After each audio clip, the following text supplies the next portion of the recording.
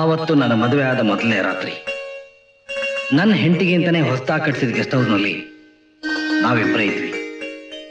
ನಾನು ರೂಮಿಗೆ ಬಂದು ತುಂಬಾ ಹೊತ್ತಾದ್ರೂ ಅವಳು ಬರಲೇ ಇಲ್ಲ. ನನಗೆ ಯಾಕೋ ಸ್ವಲ್ಪ ಅನುಮಾನ ಬಂತು. ಎದ್ದು ಅವಳನ್ನ ಹುಡ್ಕೊಂಡು ಹೊರಟೆ.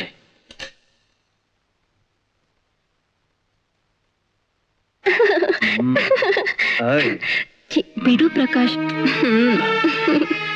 ಇವತ್ತು ಯಾಕೆ ಬಂದೆ ಪ್ರಕಾಶ್? ಯಾಕೆ ಬರಬಾರ್ದಾಗಿತ್ತಾ? ಇವತ್ತು ಫಸ್ಟ್ ನೈಟ್ ಅಂತ ಗೊತ್ತು ತಾನೆ? ಯಾರಿಗೆ? ಅಲ್ಲಿ ನನ್ ಗಂಡ ಅನ್ನಿಸ್ಕೊಂಡು ಮೇಲ್ ಕಾಯ್ತಾ ಇರೋನ್ಗೆ. ನೋಡು ಪ್ರಕಾಶ್, ಮದ್ವೆ ಆದ ಹೊಸದ್ರಲ್ಲಿ ಯಾವ ಗಂಡ ಆದ್ರೂ ಸರಿ, ಹಿಂದಿನ ಬಿಟ್ಟು ಒಂದ್ ನಿಮಿಷ ಕೂಡ ಇರಲ್ಲ. ಅದು ಗೊತ್ತಿರೋ ತಾನೆ. ಆಮೇಲೆ ನಿನ್ ಕರ್ಕಡೆ ಬರ್ತೀನಿ, ಈಗ ಹೊರಟೋಗು. ನನ್ನಿಂದ ನಿನ್ನ ಬಿಟ್ಟಿರೋಕ್ ಆಗಲ್ಲ ಮಧು. ಹಾಗಂದ್ರೆ ಹೇಗೆ ಪ್ರಕಾಶ್? ನಾವ್ ಅಂದ್ಕೊಂಡಿರೋ ಕೆಲಸ ಮಾಡ್ಬೇಕೋ ಬೇಡ್ವೋ? ಈ ಒಂದು ವಾರದೊಳಗೆ ನನ್ ಬೆಪ್ಪು ಗಂಡನ್ಗೆ ಸ್ವರ್ಗ ತೋರಿಸಿ ಕೈಗೆ ಸಿಕ್ಕಿದ್ನೆಲ್ಲ ದೋಚ್ಕೊಂಡು ಆಮೇಲೆ ನಾವಿಬ್ರು ದೂರ ಹೋಗಿ ಸೆಟ್ಲ್ ಆಗ್ಬಿಡೋಣ.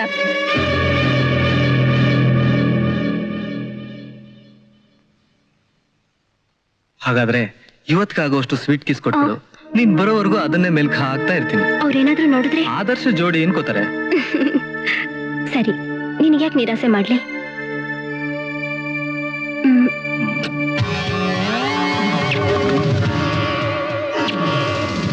ಆ ಗಳಿಗೆ ನನ್ನ ಹೃದಯ ಎಷ್ಟು ಹೊಡೆದೋಯ್ತು ಅಂತಂದ್ರೆ ಸಿಡಿಲು ಬಡ್ದಿದ್ರು ಅಷ್ಟು ನೋವಾಗ್ತಿರ್ಲಿಲ್ಲ.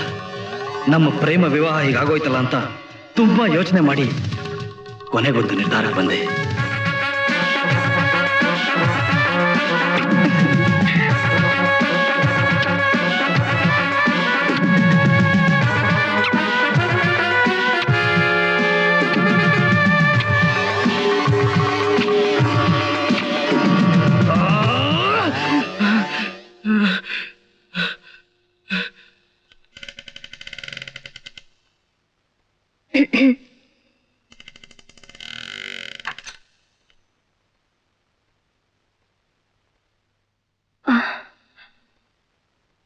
ಸಾರಿ ಡಿಯರ್, ತುಂಬಾ ಲೇಟಾಗಿ ಹೋಯ್ತಾ?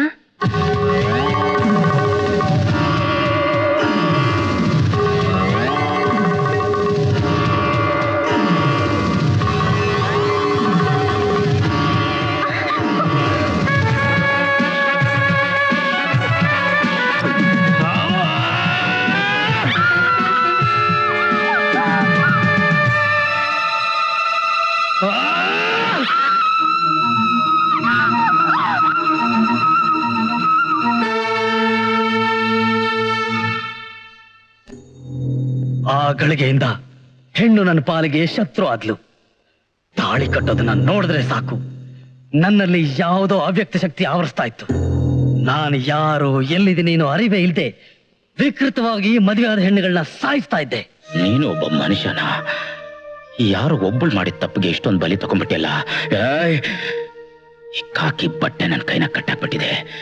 ಇಲ್ದೇ ಇದ್ದಿದ್ರೆ ನಿನ್ನನ್ನು ಪೀಸ್ ಪೀಸಾಗಿ ಕತ್ತರಿಸಿ ಬೀದಿನಾಗಿ ಬಿಸಾಕ್ಬಿಡ್ತಿದ್ದೆ. You bloody. ಸರಿಯಾಗಿ ಹೇಳ್ತೆ ವಿಜಯ್. ನನ್ನ ವಂಶದಲ್ಲಿ ಕೆಟ್ಟು ಹುಟ್ಟಿರೋ ಈ ಚಂಡಾಲ್ ನನ್ನ ಮಗನ್ನ ಒಂದೇ ಸಲ ಗಲ್ಲಿಗೇರಿಸಬೇಕು.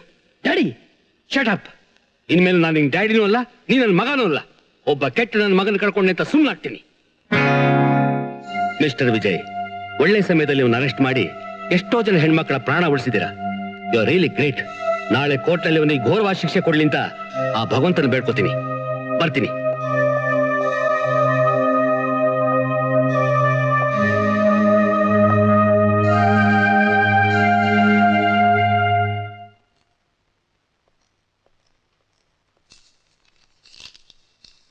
Excuse me sir, I think ನಿಮ್ಗೆ ಗೊತ್ತಿರ್ಬೋದು, ನಾನು ದೀನ್ ದಯಾಳ್ ಅವರ ಸೆಕೆಂಡ್ ಸನ್ ಅಂತ. ನಾನೊಬ್ಬ ಅಡ್ವೊಕೇಟ್ ಆದ ಬಹುಶಃ ನಿಮ್ಗೆ ಇವತ್ತು ಗೊತ್ತಾಗಿರ್ಬೇಕಲ್ಲ. ಹಾ, ನಿಮ್ ಕಸ್ಟಡಿನಲ್ಲಿ ಮಿಸ್ಟರ್ ಅವಿನಾಶ್ ಅನ್ನೋ ಒಬ್ಬ ಕ್ರಿಮಿನಲ್ ಇರ್ಬೇಕಲ್ಲ. ಅವನ್ನ ಬಿಡಿಸ್ಕೊಂಡು ಹೋಗೋಕೆ 5 ಲಕ್ಷ ರೂಪಾಯಿ ಜಾಮೀನು ಹಣನ ಕೋರ್ಟ್ನಲ್ಲಿ ಕಟ್ಟಿ ಬೇಲ್ ಆರ್ಡರ್ ತಂದಿದ್ದೀನಿ.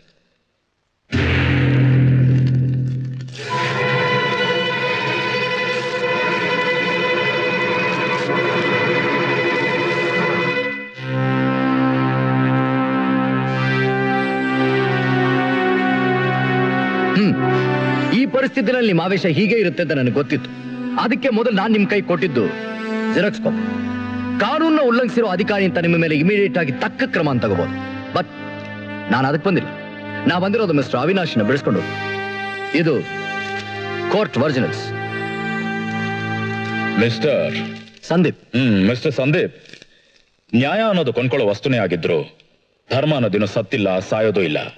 ಯಾವ ಅಪರಾಧಿನೋ ನ್ಯಾಯದೇವತೆ ಕಣ್ಣಿಂದ ತಪ್ಪಿಸ್ಕೊಳಕ್ ಸಾಧ್ಯವಿಲ್ಲ ಅನ್ನೋದನ್ನ ಮಾತ್ರ ಮರಿಬೇಡಿ. Thimmanna, yes sir. ಬಿಡ್ಬಿಡೋಣ. ಸರಿ ಸರ್.